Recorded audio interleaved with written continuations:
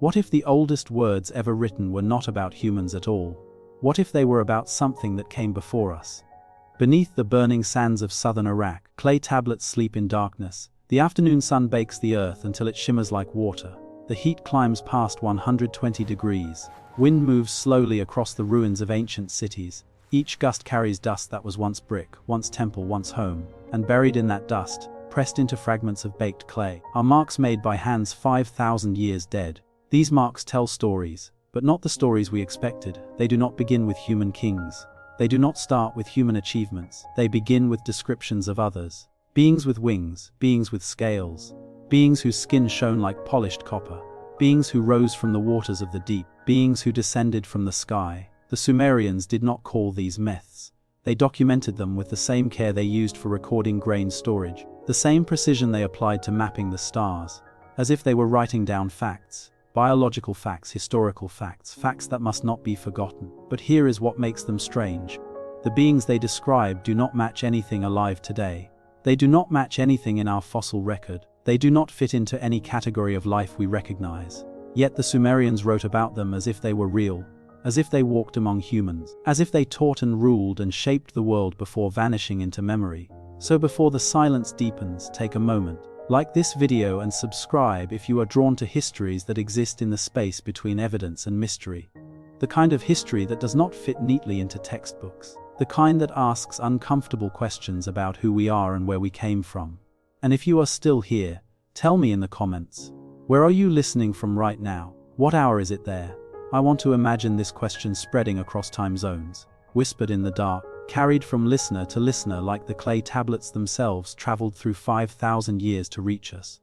The story begins not with answers, but with clay that refused to dissolve. In the 1840s and 1850s, European archaeologists pressed spades into the mounds of ancient Mesopotamia. They came with expectations. They expected primitive scratches, early attempts at record keeping, the stumbling first efforts of minds learning to grasp abstraction. Instead, they unearthed something that should not exist, a writing system already complete. The Sumerians appeared in the archaeological record around 3,500 years before the birth of Christ. They appeared with cuneiform fully formed, wedge-shaped impressions arranged in grammatical complexity. Not simple pictures slowly becoming words, not crude symbols gradually gaining meaning, but a complete system capable of documenting astronomy, mathematics, temple rituals, legal contracts, and philosophical ideas. Their cities rose with geometric precision. Uruk, Erid, Nippur, each one laid out according to patterns that suggest planning, not accident. Their irrigation networks stretched for miles across the Mesopotamian plain. Their base 60 mathematical system still structures our hours and minutes today. 60 seconds in a minute, 60 minutes in an hour, 360 degrees in a circle. It was as though civilization did not evolve. It simply arrived. Scholars have spent over a century trying to explain that suddenness. Civilizations are supposed to stumble forward. Crude tools give way to refined ones. Simple shelters evolve into planned cities. Writing begins with pictures and slowly becomes phonetic. Mathematics starts with counting on fingers and gradually develops into complex calculation. But the Sumerians complicate that rhythm. Their language has no known relatives, no parent language from which it descended, no sister languages with which it shares roots. It stands alone, isolated in time, as if it appeared from nowhere. Their cities show no gradual development. The earliest layers already contain sophisticated architecture, already show understanding of load-bearing walls, drainage systems, and temple orientation to celestial points. And most unsettling of all, their earliest tablets do not begin with human kings or human achievements. They begin with descriptions of others. Imagine holding one of those tablets in your hands right now. The clay is rough. You can still feel the pressure of ancient fingers where they grip the edges. The surface is covered with tiny wedge marks, each one pressed deliberately into soft clay before it was baked hard in the sun. The wedge marks describe beings with wings, 4 wings in some descriptions, 2 in others, feathered wings that extended from shoulder blades, wings that could fold against the back or spread wide. They describe beings with scales, not symbolic scales, not decorative patterns, but overlapping scales covering the lower body like a fish. Scales that caught the light, scales that moved when the being walked on 2 legs from the water onto dry land. They describe beings whose skin reflected light like metal. Polished copper, the tablets say, skin that shone, skin that did not look like human skin. They describe beings who emerged from the Apsu. The Apsu was the Sumerian word for the primordial deep. The freshwater ocean they believed existed beneath the earth. These beings rose from those waters. They came ashore. They taught humans agriculture, writing, mathematics, and law. Then they returned to the deep before dawn. Some of these beings are called Anunnaki. Some are called Apkallu.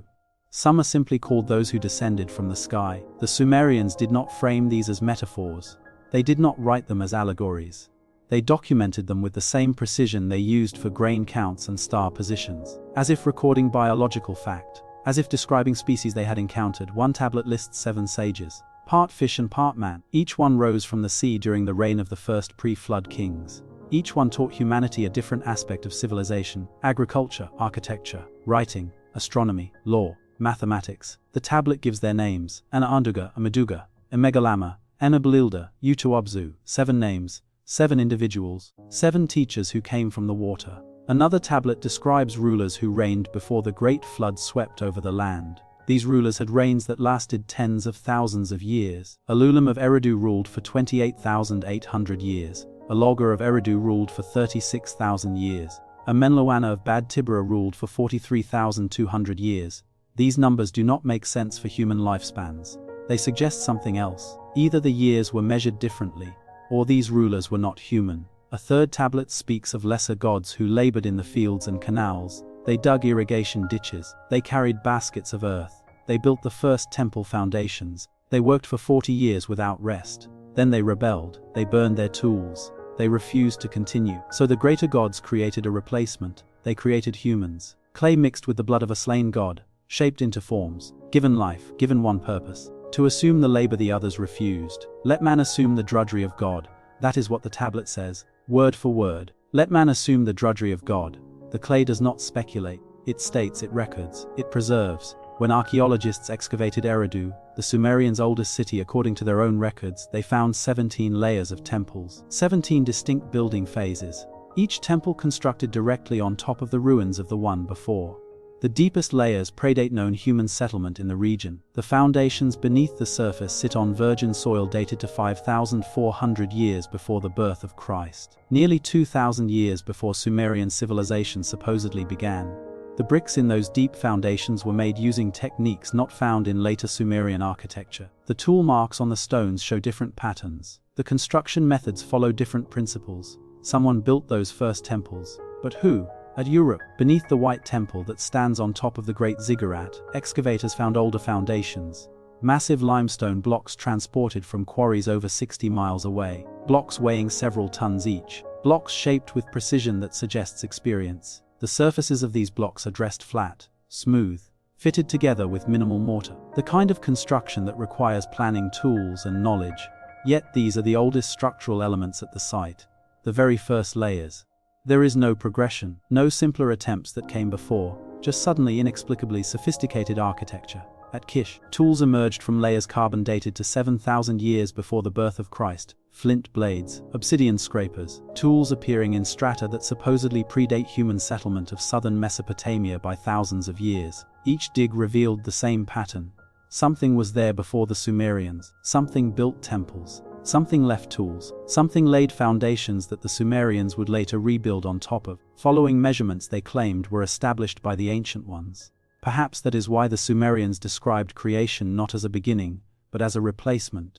In the Atrahasis epic, humans are created only after an earlier species refuses to continue their work. The god Enki proposes mixing clay with the blood of a slain god. Not to create life for the first time, but to make workers who will not rebel like the ones before. The language is biological, methodical, as if recording an engineering solution rather than a divine mystery. From his flesh and blood, let the goddess mix clay. Let God and man be bound together, so that to the end of days, the flesh and soul which in a god have ripened shall be in a bond we cannot break. This is not poetic language about spiritual matters. This is procedural language about mixing materials, creating something new from components that already exist. Some researchers argue these are mythological elaborations, symbolic stories about social hierarchy, gods representing ruling classes, humans representing workers, the whole thing a metaphor for ancient labor relations. But mythology usually simplifies. These texts do the opposite. They specify measurements. They list lineages. They record astronomical positions. They differentiate between human and non-human actors with taxonomic care. And they repeat the same unsettling claim across centuries. across multiple city-states, across different dynasties and different scribes. We came after, others came before, we inherited what they built, we learned what they taught, we remember what they were.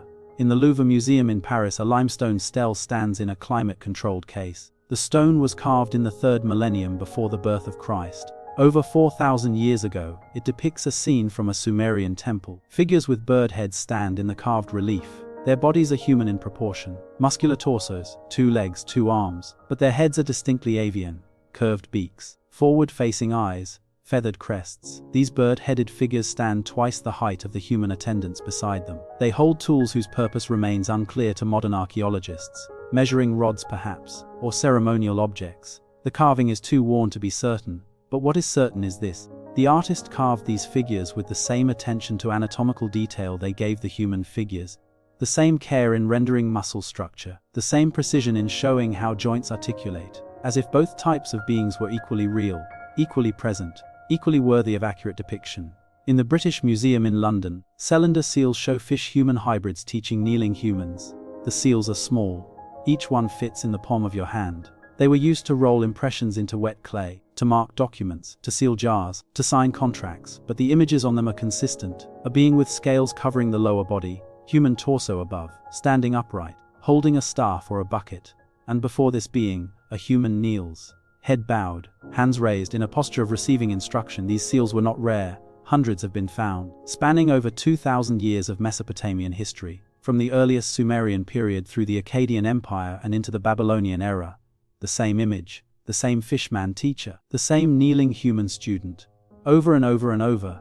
In Baghdad's Iraq Museum, before the looting that occurred during the war in 2003, reliefs displayed reptilian humanoids blessing Sumerian kings. The beings stood upright on 2 legs. Their bodies were covered in scales arranged in overlapping patterns. Smaller scales at the joints, larger scales on the torso and limbs. Their heads were elongated, not human in shape, eyes positioned more to the sides, a ridge running from forehead to crown. But they wore clothing, kilts, jewelry. They held staffs topped with symbols of authority. They stood in positions of power, blessing kings, witnessing treaties, guarding sacred spaces. These are not isolated artistic choices. They appear consistently, across 2,000 years, rendered with anatomical precision. Art historians note the body proportions suggest real biological models. Not fantasy, not imagination. The way muscles attach to bones, the way scales follow the contours of underlying anatomy, the way wings connect to shoulder blades, all of it suggests the artists were working from observation, from memory, from descriptions passed down,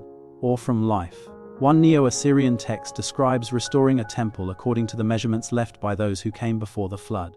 Not a metaphor for antiquity, not a poetic way of saying very long ago, a chronological marker before the flood, a specific time period, a dividing line in history. The flood itself appears in every Mesopotamian tradition: Sumerian, Akkadian, Babylonian, Assyrian. The story is always the same in its essential details. An earlier world ends in water. Entire species vanish. Only fragments of knowledge survive, carried forward by a chosen few who build a boat and ride out the catastrophe. When Sir Leonard Woolley excavated the ancient city of Ur in 1929, he found an 8-foot layer of water-deposited clay. Clean silt, no artifacts, no pottery, no tools, just sediment laid down by massive flooding. Below this flood layer, older artifacts, older pottery, older foundations, an earlier culture. Above the flood layer, Sumerian civilization rebuilding. The flood was real, regional, not global perhaps, but real, catastrophic, enough to bury entire settlements beneath 8 feet of silt. But the tablets claim something more. They suggest the flood did not just reset human history, it erased other kinds of history. Species that walked, taught, ruled, and then disappeared, leaving only their words pressed into clay by the survivors who remembered them. At night, when museum halls empty and display lights dim, these tablets rest in temperature-controlled darkness. Each one a fragment of memory from beings who claimed they were not the first intelligent species to inhabit the Earth. The Sumerians mapped the planet Venus with accuracy we only confirmed with modern telescopes. They recorded precession cycles spanning 26,000 years. They inherited mathematics so sophisticated it suggests not invention but transmission. Maybe that is what unsettles us most. Not that the Sumerians were advanced, but that they repeatedly insist they were taught. By beings they describe with wings, with scales, with amphibious bodies, with radiant skin. Beings whose physical forms do not match any species in our current fossil record. We call it mythology because the alternative fractures something fundamental. The belief that humans are history's first authors, not its inheritors, but the clay whispers a different story, one where we arrived late to a world already shaped by others, where our first act of writing was an act of remembrance, preserving the final traces of species that came before the flood, before the silence, before us. If the Sumerians were not describing gods or symbols or metaphors, if they were documenting what they genuinely believed they had inherited, then the question becomes unbearable. Who were these beings that ruled, taught, and vanished before humanity rose? And what remains of them beneath the sand? The wind moves differently over Uruk's ruins, not in gusts, but in long, patient exhalations, as if the desert itself is breathing through millennia of collapsed walls and buried courtyards. During summer months, when temperatures climb past 120 degrees, the air shimmers above the Tell mounds. The ancient city seems to waver between solid and mirage. Local guides say the ruins are quietest at dawn, before the heat arrives, when shadows still cling to the broken ziggurats, when the sand holds its shape. That is when the clay feels closest. Thousands of tablets remain scattered across southern Iraq, some in museums, some in private collections, many still buried beneath agricultural fields and village homes. Each one a fragment of something larger, each one pressed by hands that lived closer to the construction of Stonehenge than to us. When archaeologists first unearthed these tablets in the mid-1800s, they assumed they had found humanity's first tentative experiments with writing.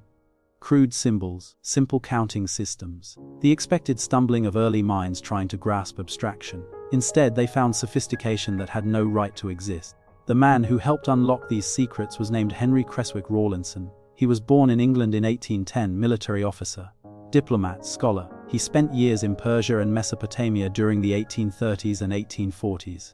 While stationed in the region, he became obsessed with the strange wedge-shaped marks covering ancient monuments. In 1835, Rawlinson began copying inscriptions from the Behistun cliff face in western Iran. The cliff rose over 300 feet above the ground. The inscriptions were carved 100 feet up the sheer rock face. Rawlinson had to hang from ropes, risk his life, copy mark after mark, wedge after wedge. The inscription was written in 3 languages, Old Persian, Elamite, Babylonian, all using variations of the same wedge-shaped script. Rawlinson worked for years deciphering the Old Persian first, then using that knowledge to unlock the Babylonian. By 1851, Rawlinson could read cuneiform. He could translate the marks pressed into clay 5,000 years before. And what he read disturbed him. Rawlinson wrote to a colleague in 1852. His letter still exists in the British Museum archives. He wrote, "It is as though we have discovered a library without finding the schoolhouse where its authors learned to write." That absence haunts every subsequent discovery, because when you read the earliest datable tablets, those from the Uruk IV period around 3,200 years before the birth of Christ, you do not find humans learning. You find humans remembering. The difference is subtle but seismic. Learning builds incrementally. It leaves traces of error and correction. You see simple attempts, then more complex ones. You see mistakes, crossed out lines, revised calculations, the messy progress of minds grappling with new ideas. Memory begins mid-sentence. It references what came before as if the reader already knows. It assumes shared context, shared history, shared understanding. The Sumerian tablets begin mid-sentence. They reference the time before the flood without explaining what the flood was. They mention the 7 who descended without introducing them. They speak of Eridu, first of cities, as though its founding needs no context. As though everyone already understands that Eridu was built by Enki, who rose from the Apsu, the primordial waters beneath the earth. But perhaps most unsettling, they describe these founding figures not as abstractions, not as divine concepts dwelling in some ethereal realm, but as physical beings with specific attributes. The Apkallu, those 7 sages credited with bringing civilization to humanity, they are depicted with fish scales covering their lower bodies and human torsos above. Temple hymns describe them as pure Paradu fish who came up from the sea, not metaphorical fish, not symbols of wisdom. The texts specify they emerged from water. They walked on land.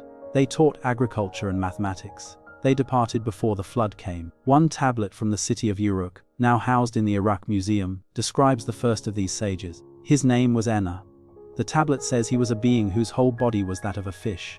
But underneath the fish's head was another head, human, and feet like a man emerged from beneath the fish's tail. This description comes not from mythology. It comes from an administrative text, a text listing temple officials and their responsibilities. Anna is listed alongside human priests, with the same grammatical structure, the same matter-of-fact tone, as if he was real, as if he held an actual position. As if someone reading this text 5,000 years ago would nod and think, "Yes, Anna, I know who that is. Other beings appear with equal specificity. The Anunnaki are described as tall, with elongated skulls, skin that reflects light like polished copper. Several texts note they require the bread of life and the water of life to sustain themselves, provisions brought from the shining place above. These are not vague mythological descriptions. These are specific details about diet, about origin, about physical appearance. In the Epic of Gilgamesh, the king describes meeting one of these beings in the wilderness. The text says, "His body was covered with hair like that of the beast, yet he walked upright. His strength was as the strength of many men." The being's name was Enkidu. He was created by the goddess Aru from clay, shaped like a man, but wild, living among animals, understanding their language, possessing superhuman strength. Then a woman named Shamat civilized him. The text describes 7 days of sexual union, after which Enkidu gained speech, gained understanding, gained human behavior. But he remained between categories, part wild, part civilized, part other. Meanwhile, administrative tablets from the early dynastic period, around 2,900 years before the birth of Christ, list offerings made to those who dwell in the Apsu, the underwater palace of Enki. The offerings include food, textiles, crafted goods, the same kinds of things offered to human officials and temple staff. This suggests the recipients were understood to have physical needs, physical presence. They could eat, they could wear clothing, they could use tools. These were not abstract spiritual forces. These were beings the Sumerians believed existed in physical form. Archaeological evidence deepens the puzzle. Cylinder seals from the Uruk period, humanity's earliest identified artworks, consistently show the same imagery. Large figures with non-human features interacting with smaller human attendants. Bird-headed beings hold measuring rods and coiled ropes, tools associated with temple construction and land surveying. Fish-human hybrids stand before kneeling humans in postures of instruction. Beings with horned crowns and wings tower over agricultural scenes. These are not occasional artistic flourishes. They appear on thousands of seals across 5 centuries, rendered with careful attention to anatomical detail, muscle structure, joint articulation, the precise positioning of wings or scales. Art historians call them composite beings, a term that describes form without explaining origin. Why would a civilization invest such effort in depicting beings they knew to be imaginary? Or did they know them to be imaginary? The Walker vase, discovered in Uruk and dating to approximately 3,200 years before the birth of Christ, shows a procession of offerings being presented to the goddess Inanna. The bottom register depicts grain and water, the foundation of life. The middle register shows animals and humans, the providers of offerings. The top register shows the goddess receiving tribute, flanked by 2 tall figures whose proportions do not match human anatomy. Their torsos are elongated, their limbs unusually thin, their heads distinctly non-human in shape.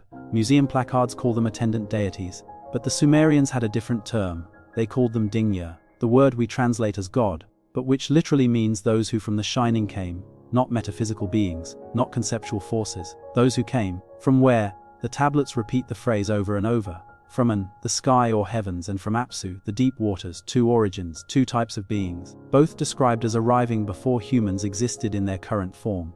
Both credited with shaping the world that humanity inherited. The question becomes unavoidable. If the Sumerians were simply inventing deities to explain natural phenomena, as scholars traditionally assume, why give them such specific biological characteristics? Why describe gods who eat, who sweat, who bleed when cut, who interbreed with humans and produce offspring? Why document their physical measurements, their clothing, their tools, unless they were not inventing at all, unless they were documenting? In 1906, a German-American scholar named Hermann Hilprecht published his translation of a clay prism discovered at the ancient city of Nippur. The artifact was remarkable. It listed every ruler of Sumer from the beginning of kingship until approximately 1800 years before the birth of Christ. A comprehensive royal genealogy, spanning what the Sumerians believed to be the entire history of civilization. Scholars expected a typical king list, names, reign lengths, perhaps occasional propagandistic exaggerations. What they found instead was a document divided into 2 radically different sections, separated by a single phrase, "Then the flood swept over." Before that line, the Sumerian king list records 8 rulers whose reigns total 241,200 years. After the flood, reign lengths dropped to recognizable human spans. Sometimes decade, occasionally a century when exaggerated. The shift is so dramatic that for decades academics dismissed the pre-flood section as pure mythology, unworthy of serious analysis. But the Sumerians themselves drew no such distinction. The king list presents both sections with identical grammatical structure, identical formulaic phrasing, Identical administrative precision. If the post-flood kings were historical, the text gives no indication that the pre-flood rulers were anything less. Consider the first king, Alulim of Eridu, who ruled for 28,800 years. The text does not frame this as mythological time. It does not frame it as divine allegory. It states his reign length the same way it states the 18-year reign of Lugal-Kitan later. Thousands of years after the flood, second comes Alauga of Eridu, 36,000 years. Then Emenlawan of Bad Tibera, 43,200 years. The pattern continues through 8 rulers across 5 cities, each reign measured in impossible spans, yet each treated as historical fact. But the reign lengths are not the most unsettling detail. It is the descriptions that accompany certain names in variant copies of the list. Some rulers are called Lugal, the standard Sumerian word for king. Others are designated En, a term denoting both ruler and high priest, someone who mediates between realms, but several are preceded by the determinative Dinya, the symbol that marks divine beings, those who came from elsewhere, not kings who became gods after death, beings who ruled while divine, before humanity had kings of its own. One fragmentary tablet from the city of Lhasa provides additional detail. It describes Emegeranki, 7th of the pre-flood rulers, as beloved of Aunu, Enlil and E, the 3 highest gods. The tablet notes that he was taken to the assembly of the gods, to learn the secrets of heaven and earth. When he returned, he taught humanity divination, omens, the reading of celestial movements. Then the tablet adds one peculiar phrase. His appearance was like that of the gods, not like that of men. Physical difference, not metaphorical elevation. Another tradition recorded in later Babylonian texts claims that Emegeranki never died. He was taken up to dwell with the gods in the heavens. His successor Ubartutu became the last pre-flood king, father of Zeusodra, the Sumerian Noah, who survived the deluge in a great boat and preserved what remained of the old knowledge. Then the flood came. Then everything changed. Archaeological evidence suggests the change was more than mythological. When Leonard Woolley excavated the royal tombs at Ur in 1929, he found an 8-foot layer of water-laid clay separating 2 distinct cultural periods. The stratum above showed Sumerian artifacts, pottery tools, jewelry, the material culture of Bronze Age Mesopotamia. Below lay remains of an earlier, less sophisticated culture, buried beneath flood deposit. Woolley famously declared he had found evidence of the biblical flood, though later analysis suggested a massive, but regional inundation around 2,900 years before the birth of Christ. But the flood layer was not unique to Ur. Excavations at Kish revealed similar water deposits. So did Shuruppak, the city where Zeusodra supposedly lived before the deluge. Each site showed the same pattern: destruction, flooding, then cultural rebuilding. Something had ended one era and begun another. Yet beneath those flood layers something stranger emerged. At Eridu, identified by the Sumerians themselves as the oldest city, first seat of kingship before the flood, archaeologists uncovered 17 separate building levels. The temples descended deeper and deeper, each layer older than the last. By the time excavators reached the lowest levels, they found architectural techniques that predated anything recognizably Sumerian. Foundation stones showed different tool marks. Brickwork followed alternative patterns. Most puzzling, the deepest temple foundation sat atop virgin soil dated to approximately 5,400 years before the birth of Christ. Nearly 2,000 years before Sumerian civilization supposedly began. Who built the first temples of Eridu at Kish? Flint tools emerged from strata carbon dated to 7,000 years before the birth of Christ. Sophisticated blades and scrapers, appearing in layers that supposedly predated human settlement of southern Mesopotamia. At Uruk, foundations beneath the White Temple incorporated limestone blocks weighing several tons, transported from quarries over 60 miles away, using methods that left no archaeological trace. The engineering required suggested organizational capacity far beyond what early Sumerian society should have possessed. Then there are the foundation deposits. Throughout Mesopotamia, builders placed inscribed cylinders beneath temple corners, documenting who constructed the building and why. But some cylinders contain a peculiar phrase, restored according to the measurements left by the ancient ones, or rebuilt on foundations laid before the flood. Not metaphorical foundations, specific measurements, specific plans, as though the builders were working from inherited blueprints. A cuneiform tablet from Babylon, dated to the 6th century before the birth of Christ but copied from older sources, describes the restoration of Esagila, the great temple of Marduk. The text explains that the architect used the original ground plan from before the deluge, which E drew on the clay of the Apsu, before the flood, a plan drawn by E, the god of wisdom who dwelt in the deep waters, preserved through cataclysm, used to reconstruct what had been destroyed. The implication is unavoidable. The Sumerians believed they were rebuilding, not inventing. They saw themselves as inheritors of a world shaped by others. Others who ruled for impossible spans. Others who possessed knowledge beyond human discovery. Others who vanished when water swept the earth clean. The king list makes this succession explicit. Before the flood, 8 rulers of extraordinary longevity, some marked as divine, governing from cities whose foundations descend into prehistory. After the flood, kingship descended from heaven once more, not initiated for the first time, but restored. The verb is crucial. You restore what existed before, you restore what was interrupted. Humanity did not begin the institution of kingship. Humanity inherited it from whatever ruled before the waters rose. Modern scholarship dismisses the pre-flood section as allegory. Cosmic time compressed into ruler lists. Mythological figures dressed as kings. But the Sumerians never indicated such a reading. They preserved these names with the same administrative care they used for historical records. They built their cities atop older foundations. They claimed their knowledge was taught, not invented. And they insisted again and again, across multiple textual traditions, that something came before them. Something that ruled. Something that built. Something that understood the heavens and the earth with a precision that took humanity millennia to relearn. The tablets rest in museums now, behind glass. Under controlled temperature and humidity, each one catalogued, photographed, translated, but the questions they raise refuse to rest. Who built the first temples at Eridu 2,000 years before the Sumerians? What species left flint tools at Kish in 7,000 years before the birth of Christ? Who drew the architectural plans the Sumerians claimed to follow? And why does the oldest writing system humanity ever produced spend so much effort documenting beings that do not look human? The wind passes over the ruins. The sun sets over a rock. The clay waits in darkness. And the question waits with it. Were these pre-flood rulers symbolic, or based on real species that existed before us? The king list does not stand alone. Running parallel through Mesopotamian literature is another tradition. Older, stranger, and far more specific about what existed before the flood. The Sumerians called them Apkallu. The Akkadians called them Apkalt. Both terms translate roughly as sage or expert. But the beings they describe are anything but human. In the earliest references, scattered across temple hymns, incantations, and ritual texts, the Apkallu are presented as 7 figures who emerged from the Apsu, the primordial freshwater ocean beneath the earth.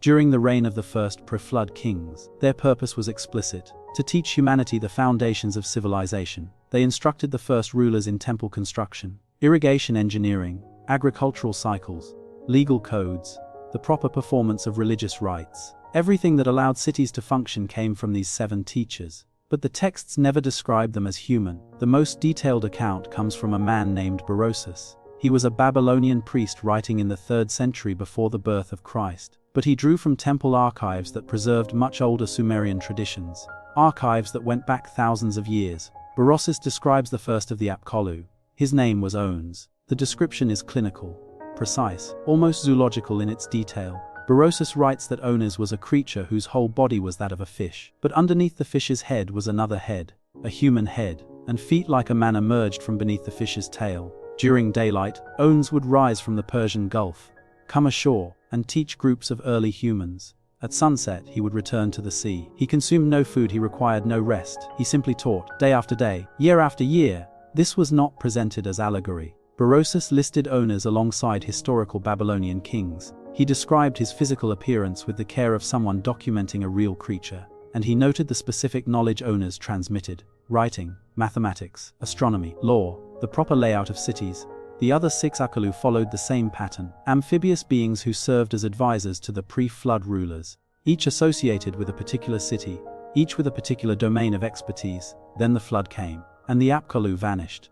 But their legacy remained, encoded in every institution the Sumerians built. The Apkallu appear consistently across 2 millennia of Mesopotamian art. Cylinder seals from the Uruk period, roughly 3,200 years before the birth of Christ, show fish-scaled humanoids standing upright, their lower bodies covered in overlapping scales, their upper torsos bare and muscular. They hold staff-like objects and buckets, standing before seated human figures, in postures of instruction or blessing.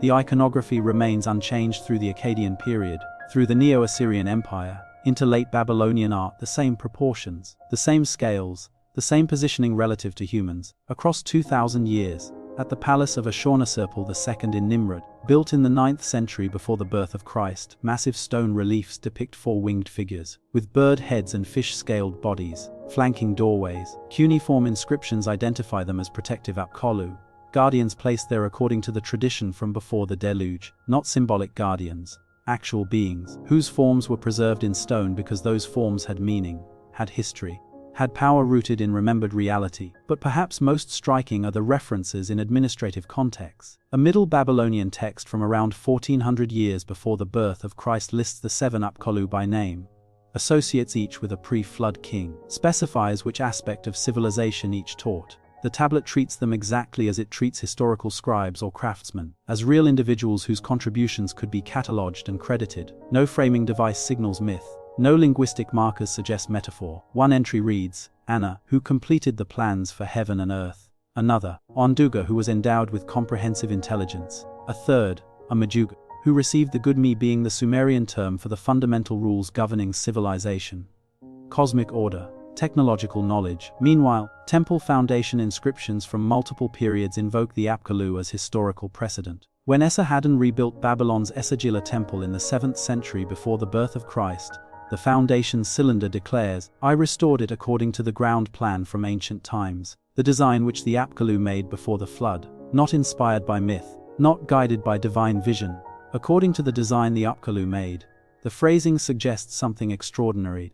That specific architectural knowledge had been preserved from before the deluge. Measurements, proportions, orientations passed down through generations, attributed to non-human teachers who once walked among humans. The Epic of Gilgamesh reinforces this tradition. When Gilgamesh seeks immortality, he travels to find Utnapishtim, the flood survivor, the Sumerian equivalent of Noah. Utnapishtim lives at the mouth of the rivers, in a dwelling that no man enters. When Gilgamesh finally meets him, Utnapishtim explains how he survived the deluge, by building a cube-shaped boat, according to precise instructions given by E, god of the Apsu.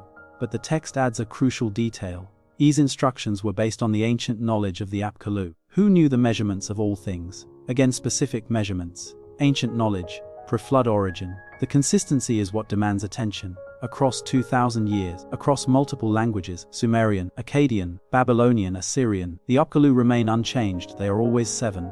They always emerge from water. They always teach before the flood. They always serve specific kings, and they are always described with the same physical characteristics: amphibious bodies, scales, human-like intelligence, immortal lifespans. Mythology tends to drift. Stories change as they are retold. Details shift. New embellishments appear. But the Apkallu do not drift. They are fixed points in the historical narrative, as stable as the king list itself. Modern scholars typically interpret them as personifications of wisdom, the idea of knowledge being rendered in physical form. But this interpretation struggles against the evidence. Personifications do not appear in architectural inscriptions as sources of specific measurements. Personifications do not get listed in administrative catalogues alongside human officials. Personifications do not maintain identical physical descriptions across 20 centuries of artistic representation. The Sumerians had plenty of actual personifications, concepts like abundance, justice, craft, skill, represented as divine attributes or abstract forces. But they treated those differently than the Apkallu. Personifications dwell in the realm of concept. The Apkallu dwell in the realm of action. They teach specific people, in specific cities, during specific reigns. They leave behind specific knowledge, encoded in specific texts. One text from the library of Ashurbanipal, 7th century before the birth of Christ but copied from much older sources, lists 7 tablets of foundational knowledge. Each tablet is attributed to one of the Apkallu. The subjects include temple architecture, astronomical calculation, medicinal plants, divination techniques, legal precedents, agricultural cycles, metallurgical processes. These are not abstract wisdom teachings, they are technical manuals, the kind of practical knowledge that allows civilization to function. And the text frames them as pre-flood transmissions. Knowledge given to humanity by beings who existed before the deluge erased the old world. Archaeological context deepens the mystery. Sites across Mesopotamia show sudden technological advancement around 3,500 to 3,200 years before the birth of Christ. Sophisticated metallurgy, complex irrigation systems, astronomical record-keeping writing, all appearing within a span of a few centuries. Standard models attribute this to gradual cultural development reaching a tipping point. But the Sumerians themselves credit it to instruction, to knowledge received rather than discovered. The Apkallu tradition provides their explanation. Civilization did not evolve organically, it was taught by beings who remembered what existed before, beings who survived the catastrophe that ended the pre-flood world, and chose to preserve what would otherwise be lost. In the ruins of Eridu, archaeologists found small clay figurines buried beneath temple foundations, offerings or protective charms placed during construction. Several depict fish-human hybrids in the characteristic apkallu form. They are rough, ancient, created by hands that predated cuneiform writing. Someone made these figures before written records existed, suggesting the tradition of fishmen teachers stretched back even earlier than our oldest texts. Which means the apkallu were not invented to explain civilization's origins. They were already there when writing began, already established in cultural memory, already depicted in art, already credited with shaping the world humanity inherited. The question stops being whether the Sumerians believed in the apkallu. Clearly they did. Across every period, in every city, in contexts both religious and administrative. The question becomes, what were they remembering? But the apkallu were not the only non-human beings the Sumerians documented. There were others, beings who came not from the water but from the sky, the Anunnaki. The word appears thousands of times in cuneiform texts, in myths, in hymns, in administrative records, even in personal letters. Scholars translate it various ways: those who came from heaven to earth, those of princely blood, the offspring of Anu, Anu being the supreme sky god in the Sumerian pantheon. But like the apkallu, the Anunnaki are described with physical specificity that suggests more than metaphor. Texts describe them as tall, taller than humans by a significant margin. They are said to have elongated skulls, not deformed, not diseased, but naturally shaped differently than human skulls. Their skin is described as reflecting light, like polished copper or burnished bronze, shining radiant. Several texts note they require special provisions: the bread of life and the water of life, brought from the bright place above. These descriptions appear in contexts where physical needs matter, where diet and sustenance are practical concerns, not spiritual metaphors. Administrative tablets from multiple cities list offerings made to the Anunnaki who dwell in the temple, or who reside in the palace. The offerings include food, beer, textiles, or crafted goods, the same kinds of things given to human officials and priests, suggesting the Anunnaki had bodies that needed food, that wore clothing, that used tools and objects. In the Epic of Gilgamesh, when the gods decide to send the flood, the text describes them gathering in assembly, sitting in council, baiting, voting. These are not abstract cosmic forces. These are beings with individual personalities, individual opinions, individual agency. After the flood, when Itnapishtim makes his sacrifice, the text says the gods smell the sweet savor, and they gather like flies around the offering. They smell, they gather. They respond to physical stimuli with physical actions. The language is biological, embodied, material. One hymn describes the Anunnaki descending to earth to inspect the progress of temple construction. They walk through the building, examine the foundations, check the measurements, then they ascend again to the bright place. Another text describes them dwelling in the great city, mingling with humans during festivals, then withdrawing to their separate quarters when the celebrations end. Separation, not transcendence; physical distance, not spiritual otherness. The artwork reinforces this interpretation. Cylinder seals show tall figures with distinctive headgear standing among shorter human figures. The height difference is consistent, maintained across hundreds of seals. The tall figures wear elaborate robes, multi-layered garments with intricate patterns. They carry staffs or scepters, symbols of authority. But they stand on the same ground as the humans. Cast shadows occupy space. Boundary stones from the Kassite period, around 1300 years before the birth of Christ, show similar tall figures, standing in profile, holding staffs topped with symbols. The inscriptions refer to them as guardians of the ancient boundaries, set by those who measured before the flood.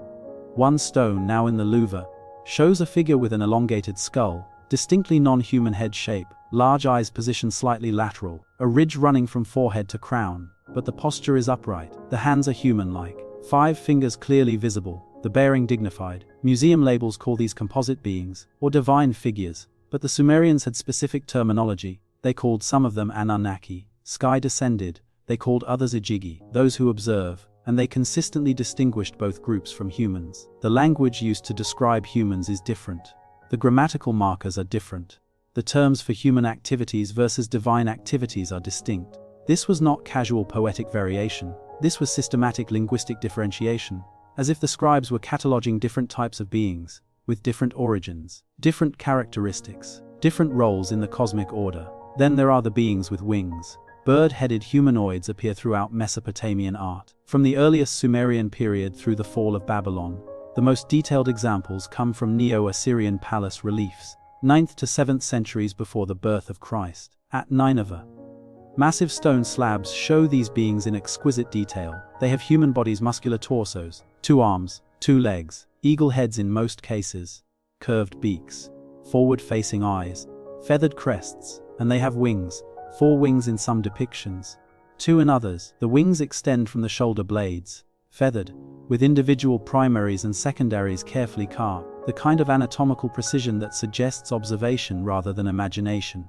These beings stand over 8 feet tall in the reliefs, dwarfing the human attendants beside them. They hold objects, pine cones in one hand, small buckets in the other. The gesture is consistent, reaching toward a stylized tree, or toward a king. In what inscriptions label as blessing or purifying rituals, cuneiform captions identify them as a kolu, the same term used for the fishmen sages. But here they have wings instead of scales, beaks instead of fish heads. The consistency of depiction across 3 centuries is remarkable, the same proportions, the same wing structure. This was not artistic license varying from sculptor to sculptor. This was adherence to a standard, a template, a remembered form. One inscription from the palace of Ashurnasirpal describes these winged apkallu as guardians, placed at doorways and gates according to ancient tradition, the tradition from before the deluge. Again, the flood serves as the chronological marker, the dividing line between the world that was and the world that is. But what is most striking about these depictions is the care given to anatomical plausibility. The wings attach at the shoulder blades, where wings would need to attach if a humanoid creature were to actually fly or glide. The feathers are arranged in proper overlapping patterns, larger primaries at the wing tips, smaller coverts near the body, the joints articulate correctly, the way real bird wings fold and extend. Someone designing these images understood anatomy, understood how wings work, understood biomechanics. They were not creating fantasy, they were depicting something they believed had rules, had structure, had biological coherence. In the British Museum, a relief from Nimrud shows a winged being standing over a human king. The being's hand rests on the king's shoulder. The gesture is protective, almost paternal. The inscription reads, "The Apkallu who guides the king in wisdom," as was done in the days before the waters. Not as a god guides in abstract spiritual terms, but as a teacher guides a student, as a mentor guides an apprentice. Physical proximity, direct contact, embodied relationship. The texts repeatedly use the phrase, "They walked among us." Not they appeared in visions, not they spoke through dreams, they walked among us, physical beings occupying space, interacting with humans in material ways. Then there are the scaled beings, less common in the art than the bird-headed or fish-bodied apkallu, but equally detailed when they appear. These figures show humanoid bodies covered in scales, not fish scales, something different, larger, overlapping in patterns that follow natural anatomical lines. Smaller scales at joints where flexibility is needed, larger scales on torso and thighs where protection might matter. Some wear short kilts, some wear elaborate jewelry, others appear unclothed. Their scaled skin rendered with care that distinguishes texture from decorative pattern.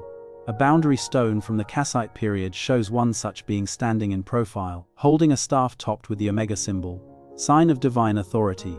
The figure's head is elongated, ridge running from forehead to crown, eyes positioned slightly more lateral than frontal, but the posture is upright, the hands human-like, the bearing dignified. The stone's inscription refers to the guardian of the ancient boundary, set by those who measured before the flood, not symbolic guardians, those who measured, past tense. Specific action, at the Ishtar Gate in Babylon, built around 575 years before the birth of Christ, the walls display alternating rows of animals, bulls and mushashu. The mushashu is translated as dragon or serpent dragon, but its depiction is more complex. It has a serpentinic lion forelimbs, avian hind legs with talons, a scaled body. No animal in nature combines these elements.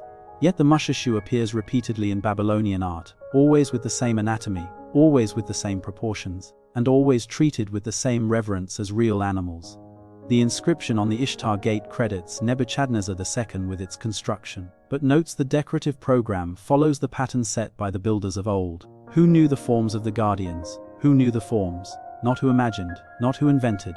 Who knew? As if the forms were not created by artists, but remembered by them, passed down through generations, preserved in cultural memory. The Sumerians and their successors spent thousands of years depicting beings that do not exist in our world, with anatomical precision, with consistent characteristics. In contexts both sacred and mundane, they gave these beings names, roles, histories, relationships with human rulers and human cities. They credited them with teaching, with guiding, with measuring and planning and preserving.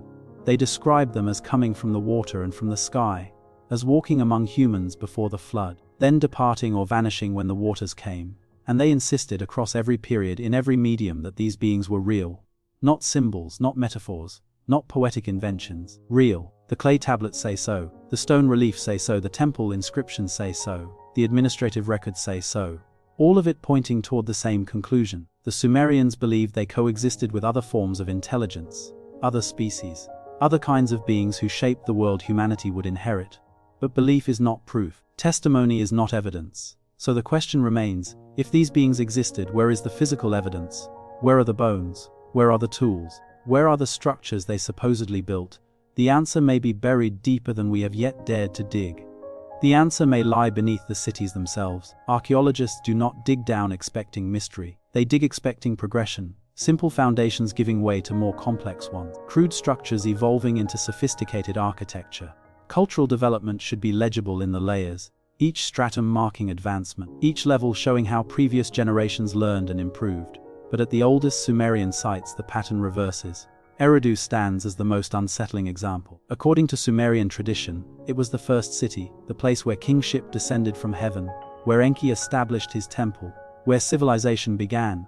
The king list opens with, when kingship was lowered from heaven, kingship was in Eridu, not founded by humans, lowered, given, inherited. When Iraqi and British archaeologists excavated Eridu's temple complex in the 1940s and 1950s, they uncovered 17 distinct building faces, stacked vertically, each temple constructed directly atop the ruins of its predecessor.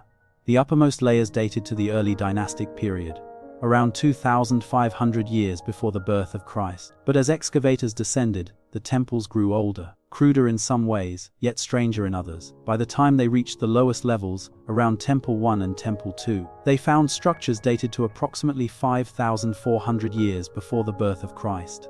Nearly 2,000 years before Sumerian civilization supposedly emerged, the temples sat on virgin soil, meaning nothing human had been there before, at least nothing that left archaeological traces we recognize. But the architecture posed questions that remain unanswered.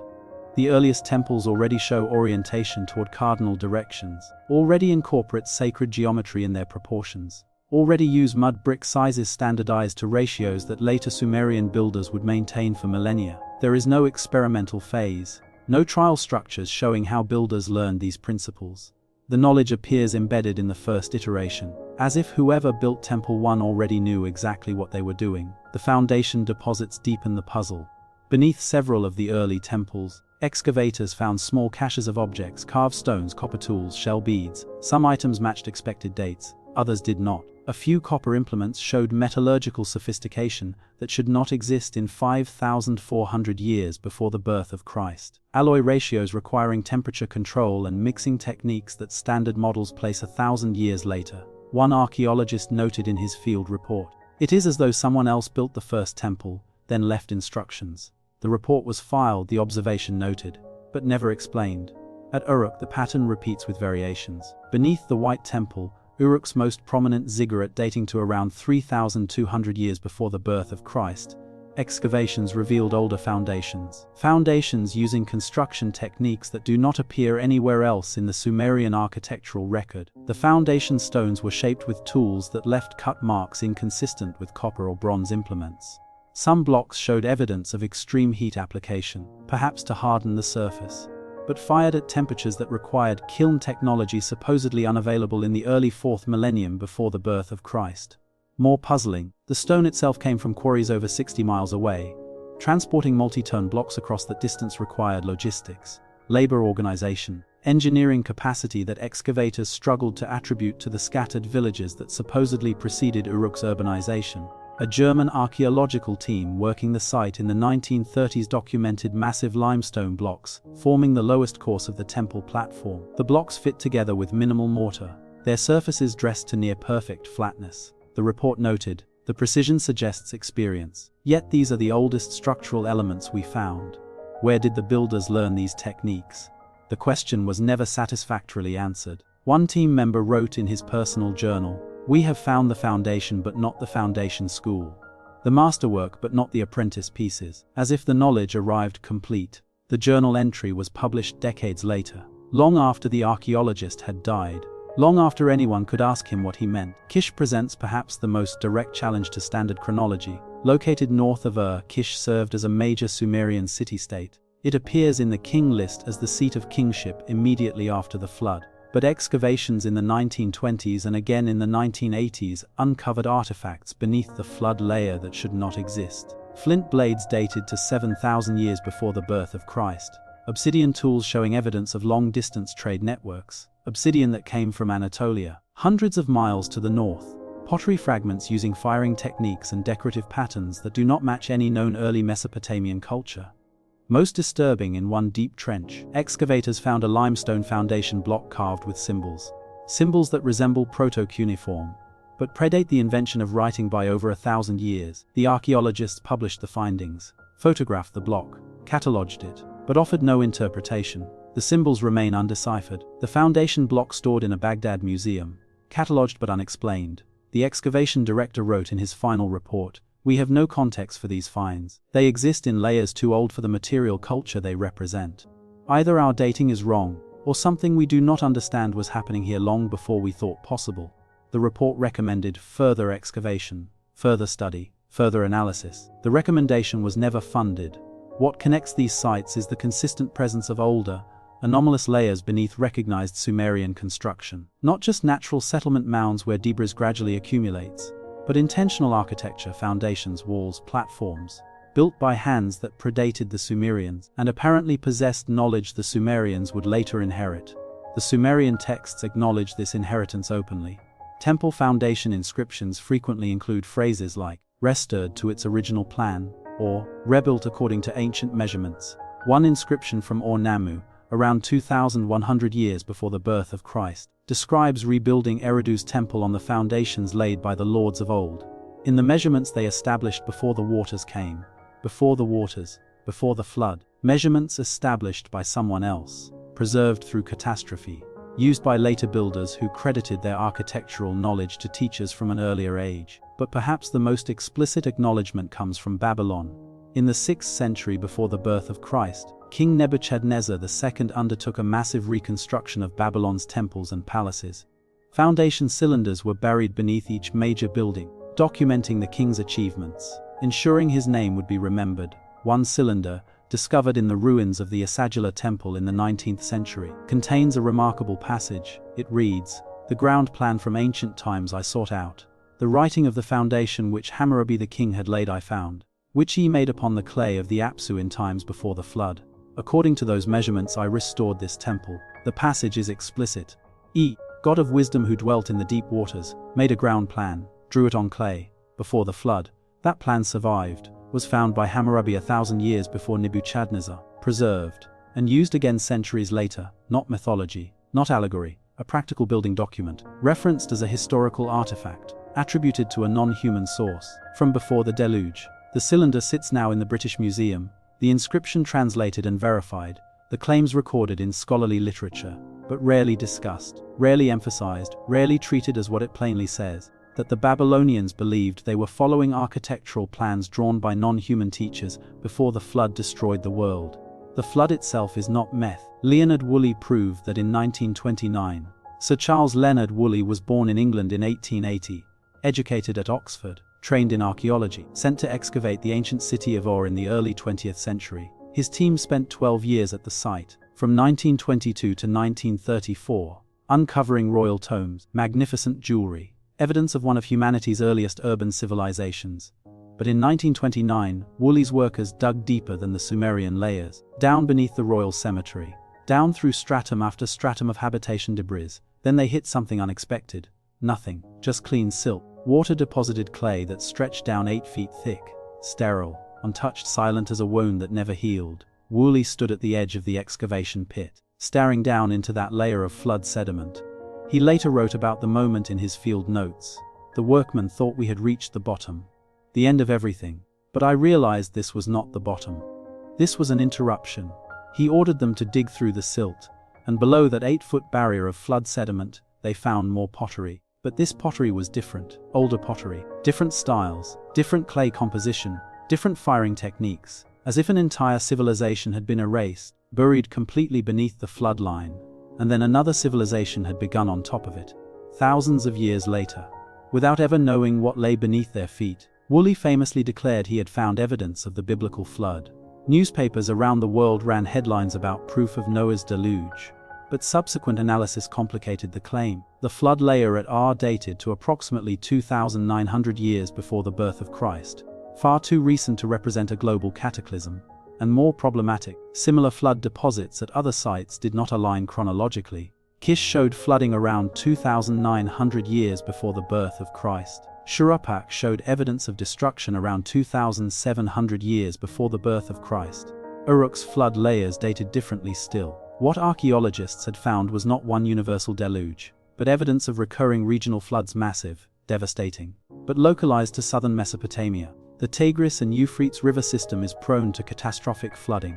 When snow melt from the Zagros Mountains coincides with heavy spring rains, the rivers swell beyond their banks. Cities built on flood plains without modern drainage or protective levees would have been utterly defenseless. Entire populations could be wiped out in a matter of days. Entire cities buried beneath feet of silt. Entire cultures erased. But here is what unsettled researchers. The Sumerian flood accounts do not describe a regional disaster. They describe the end of an entire era. Not just cities destroyed, but species vanished. Not just populations displaced, but knowledge lost. The texts frame the flood not as one catastrophe among many, but as the catastrophe, the event that separated before from after, the old world from the new. The Eridu Genesis, the oldest surviving version of the flood story, makes this explicit. Before the flood, the text describes a world populated by multiple types of beings. Humans, yes, but also the Igigi who labored, the Apkallu who taught, the pre-flood kings who ruled for impossible spans. After the flood, only humans remain. The others have vanished. Kingship descends from heaven once more, but it descends to human rulers now. Not to the giants and shining ones who governed before. The shift is not presented as symbolic, it is presented as biological succession. One ecosystem ended, another began. Species that existed before the waters rose do not exist after. At Shuruppak, the city where Zusodra supposedly lived before the flood, excavations revealed a destruction layer marked by fire and subsequent flooding. But what is more intriguing is what lies beneath. The pre-flood layers at Shuruppak contain architecture that does not match later Sumerian building techniques. Foundations follow different angles. Brickwork uses different bonding patterns. Most tellingly, some structures show evidence of construction methods that required organizational capacity beyond what early settlements should have possessed. Large-scale irrigation works appear fully formed in these deep layers. Canals spanning miles, levee systems controlling water flow, distribution networks suggesting centralized planning. The engineering implies not trial and error development, but inherited expertise. Someone had already figured out how to manage these river systems before the Sumerians rebuilt on top of the ruins. Then there is the silence below the flood layers. Across multiple sites, artifact density drops dramatically beneath the flood line. It is not that nothing exists. Tools appear, pottery fragments, occasional structures, but the archaeological record becomes sparse, scattered, difficult to interpret. Above the flood layers, Sumerian civilization appears robust, documented, continuous. Below them, whatever culture existed left only shadows. The Sumerian texts offer an explanation. The flood erased not just cities, but entire populations, not just humans, but other beings who shared the world before the waters came. The Epic of Gilgamesh describes the flood's aftermath with ecological specificity. Utnapishtim releases a dove, then a swallow, then a raven, to test for dry land. The first two return, unable to find a place to rest. The raven does not return, it finds carrion to feed on, corpses left by the deluge. The detail is haunting, a world covered in death, an extinction event written into sacred literature. Other texts elaborate. A fragmentary tablet from Nippur describes the pre-flood world as populated by those who came from the sky, those who rose from the Apsu, and those made from clay. Three distinct categories of beings, each with different origins, coexisting before the catastrophe. After the flood, the tablet notes, only those made from clay remain numerous. The others have returned to their places, or descended into the earth, or simply ceased to appear in human affairs. The language suggests not mythological departure, but biological extinction, or at minimum severe population collapse. Species that once interacted with humans are no longer present in sufficient numbers to shape human history. Modern geological research offers context. The period between 3,500 to 2,900 years before the birth of Christ saw significant climate instability in the Near East. The end of the Uruk period coincides with evidence of major flooding events, possible tsunami deposits in the Persian Gulf, sudden cultural disruptions across Mesopotamia. Some researchers propose a catastrophic breach of the Black Sea basin around this time, sending massive water volumes downstream into the Tigris and Euphrates system. Others point to mega floods caused by glacial lake outbursts in the Zagros Mountains. Any of these events could have devastated the river valleys where Sumerian cities clustered. But what makes the Sumerian accounts distinctive is their insistence that the flood destroyed more than human settlements. It destroyed a multi-species ecosystem, one where beings with different origins, different anatomies, different lifespans, lived alongside early humans, teaching and ruling, until the waters came. The tablets describe pre-flood cities as places where the divine and the mortal dwelt together, where the sages emerged from the sea each dawn, where the shining ones walked among the people. These are not isolated poetic phrases. They appear in king lists, temple hymns, administrative records, creation accounts, the full spectrum of Sumerian literature. Then the flood. Then only humans. Archaeological evidence shows that after the major flood deposits around 2,900 and 2,700 years before the birth of Christ, Mesopotamian culture reorganizes. Sumerian city-states emerge with new political structures. Temple architecture follows standardized forms. Writing becomes widespread, but the continuity with what came before is broken. The deep foundations, the inherited astronomy, the pre-flood king lists, all point backward to something older, now buried beneath water-laid clay. One text from Nippur describes a post-flood king restoring a temple on the foundation that existed before the waters. When the 7 sages dwelt among us, the nostalgia is palpable, a sense that something irreplaceable was lost, that the world after the flood was diminished, that humanity now built alone, where once they had built with others. In the British Museum, a small clay tablet sits in a drawer, catalogued but rarely displayed. It is a school tablet, used by a student learning to write. Probably from around 2,000 years before the birth of Christ, the student copied a standard text, a hymn to Enki, god of wisdom, god of the Apsu. But at the bottom, in shakier handwriting, the student added their own line. It reads, "My teacher says we once had teachers who came from the sea, but I have never seen them. Perhaps they are sleeping beneath the waves." A child's observation, written 4,000 years ago, preserved in clay, expressing the same question we ask today. Where did they go? The flood deposits prove catastrophe occurred. The architectural anomalies prove something sophisticated existed before. The texts prove the Sumerians believed they inherited rather than invented. But the beings themselves remain absent from the physical record.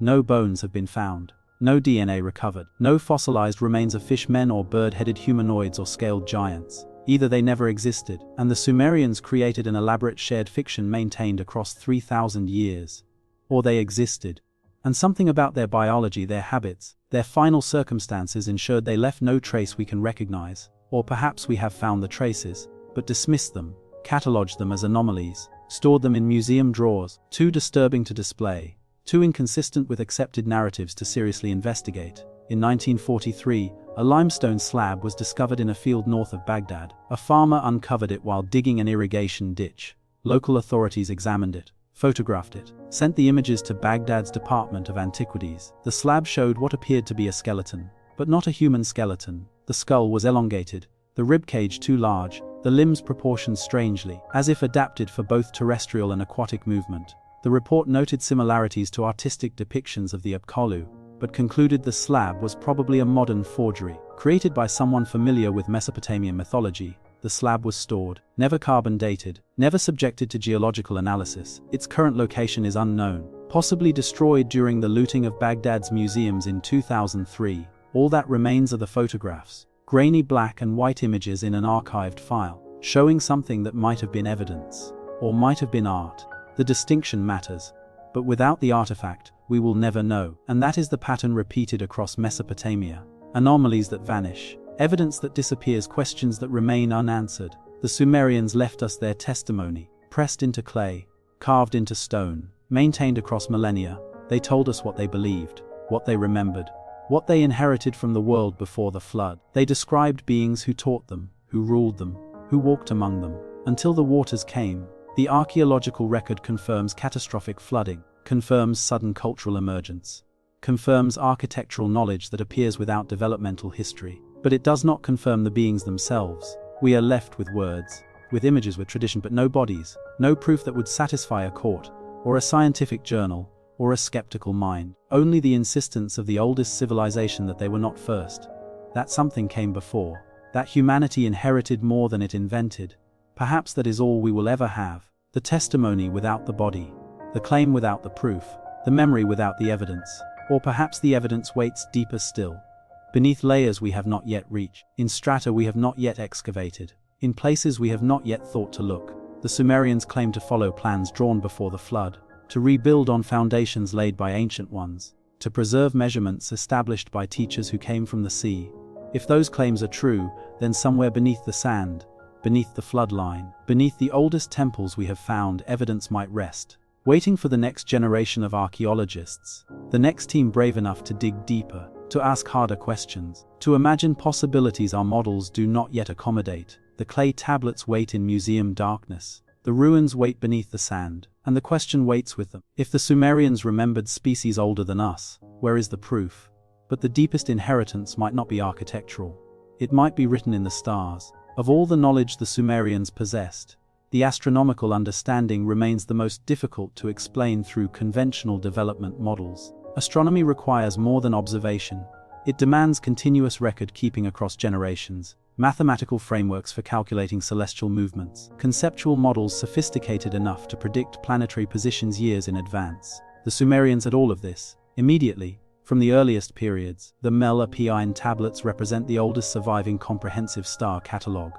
Named after their opening words, the plough star, compiled around 1,000 years before the birth of Christ, but copied from much earlier sources. These tablets list constellations, track stellar rising and setting times, record planetary movements, provide mathematical formulas for predicting lunar eclipses and planetary conjunctions. The precision is extraordinary. Modern astronomers confirm that the Venus cycle documented in Mimil APN matches actual orbital mechanics to within days over multi-year periods. But here is what unsettles scholars. The tablets explicitly identify themselves as copies. The scribes note they are preserving the star knowledge of the ancients, the measurements recorded by those who came before, not observations made by contemporary Babylonian astronomers. Inherited data, ancient records transcribed to prevent loss. How ancient? Textual analysis suggests the source material dates to at least 2,400 years before the birth of Christ. Possibly earlier. Some calculations embedded in the tablets reflect celestial positions from the 3rd millennium before the birth of Christ, suggesting observers were tracking these patterns when Uruk and Ur were just establishing themselves as major cities. Yet even those early Sumerian observations show no learning curve. The mathematics is already sophisticated, the base 60 number system already in use, the astronomical terminology already standardized. Base 60 still structures our timekeeping today. 60 seconds in a minute, 60 minutes in an hour, 360 degrees in a circle. This system appears fully formed in the earliest mathematical tablets. No simpler systems precede it. No gradual refinement shows how Sumerians developed this peculiar, but remarkably efficient way of calculating. 60 is not an intuitive base for human counting. Most cultures default to base 10, counting on fingers, or base 20, fingers and toes, but base 60 allows for easy division by 2, 3, 4, 5, 6, 10, 12, 15, 20 and 30, making it exceptionally useful for astronomical calculation, where you need to divide circles into precise segments, track recurring cycles that do not align to simple multiples. It is the system someone would design if they wanted to track celestial mechanics efficiently, and it appears in Sumer with no prehistory, no prototype, no explanation for why this particular system was chosen. The Sumerians themselves provided an answer, though modern scholars rarely take it literally. Temple hymns and astronomical texts repeatedly credit their celestial knowledge to beings they call the Watchers, or those who measure the heavens. These are not metaphors for human observers.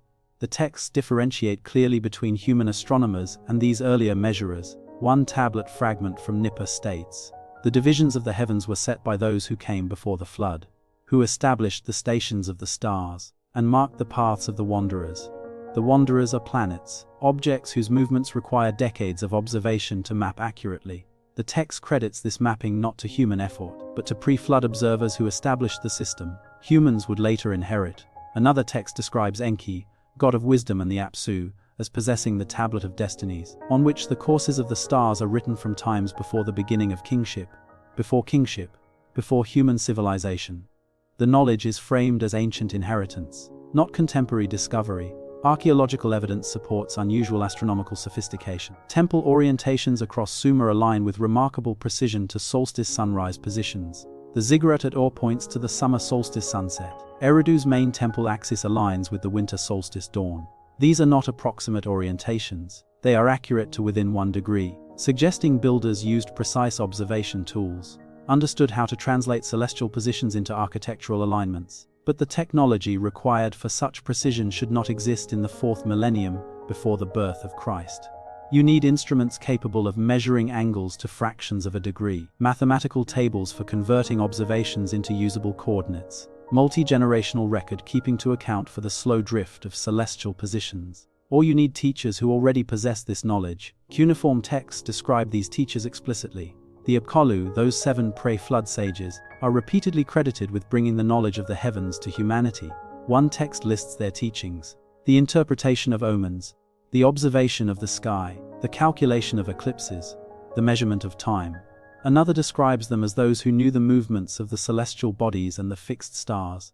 Cylinder seals reinforce this connection. Several show non-human figures, bird-headed beings, winged humanoids, holding objects identified as measuring ropes and surveying rods. These same tools appear in astronomical contexts, used for calculating angles and distances. One seal from the Akkadian period depicts a fishman holding what appears to be a calibrated staff, pointed toward a star symbol, suggesting direct association between the Apkallu and celestial measurement. Then there is the question of precession. The Earth's axis wobbles over a 26,000-year cycle, causing the position of stars to drift slowly relative to the horizon. This drift is barely perceptible within a human lifetime, but becomes significant over centuries. Modern astronomy only confirmed precession in the 2nd century before the birth of Christ, through Greek observations by Hipparchus. Yet some researchers argue that Sumerian mythology encodes awareness of this cycle. The Epic of Gilgamesh describes 12 cosmic ages, each associated with a zodiacal constellation. The ages shift in reverse order through the zodiac, the same direction precession moves. The text describes these shifts as taking long years beyond counting, which matches the multi-millennial time scale of precession.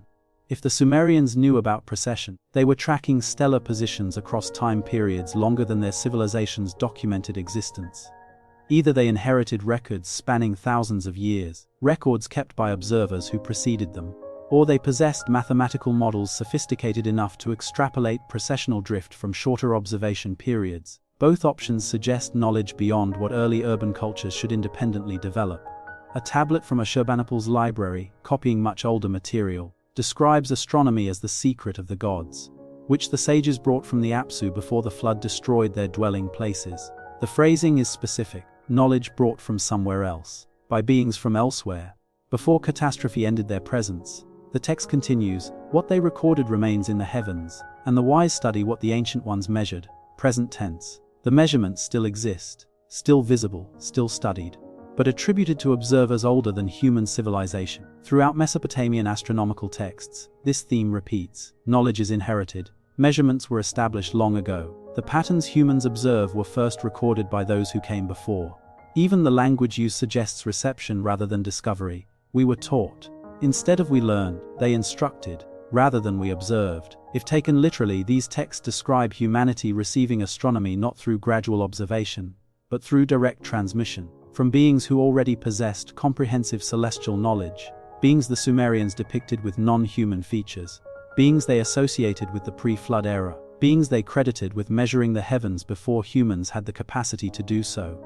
In the Louvre, a stone tablet shows mathematical calculations. The tablet dates to approximately 1,800 years before the birth of Christ, but the calculations themselves reference much older observations. The tablet calculates the synodic period of Venus, the time it takes Venus to return to the same position relative to Earth and Sun. The calculation is accurate to within hours over an 8-year cycle. But here is what is remarkable. To make this calculation, you need at least 64 years of continuous observation. Tracking Venus through 8 complete cycles, that requires institutional continuity, multiple generations of observers, standardized methods of recording, sophisticated mathematics for analyzing the data, all of which the tablet attributes not to Babylonian astronomers, but to the ancient measurements, the original observations, made by those who came before. Another tablet, housed in the British Museum, contains what scholars call the Venus Tablet of Ammisaduqa. It records the rising and setting of Venus over a 21-year period, during the reign of King Ammisaduqa of Babylon. around 1600 years before the birth of Christ. But the tablet's colophon, the scribe's note at the end, states this is a copy of a copy of a copy. The original observations, the scribe notes, were made in the time before the great waters, and preserved by the sages who survived, before the great waters. Before the flood, original observations attributed to pre-flood record keepers. The Sumerians did not claim to have invented astronomy, they claimed to have received it, preserved it, copied it forward through time, from teachers who measured the stars before humanity had cities, before humanity had writing, before humanity had the civilization necessary to support professional astronomers. The night sky above Mesopotamia 5,000 years ago looked different than it does today. Precession has shifted the positions. Light pollution did not exist. The Milky Way stretched across the darkness in vivid detail. Standing in the desert outside Uruk, a Sumerian priest astronomer would have seen thousands of stars, would have watched planets move against the fixed background, would have tracked the moon's phases with careful attention. But according to the texts, the priest was not discovering these patterns. He was confirming what the tablets already recorded, what the ancient ones had measured, what the Apkallu had taught.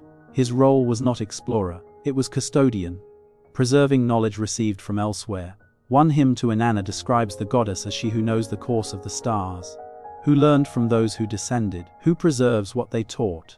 Another hymn to Enki credits him with possessing the ME of heaven and earth, the ME being the fundamental principles governing reality, including astronomical knowledge. But the hymn specifies, Enki received the ME, he did not create it, he brought it from the Apsu, the deep waters, where it existed before. If we take these texts at face value, they describe a transmission of knowledge from non-human sources to human recipients. The Apkallu emerge from the sea, teach astronomy along with other sciences, then depart before the flood, but what they taught remains, encoded in tablets, embedded in temple orientations, preserved in the base 60 system still used today. The precision of Sumerian astronomy is not disputed. What is disputed is how they achieved it so quickly, so completely, with no apparent development period.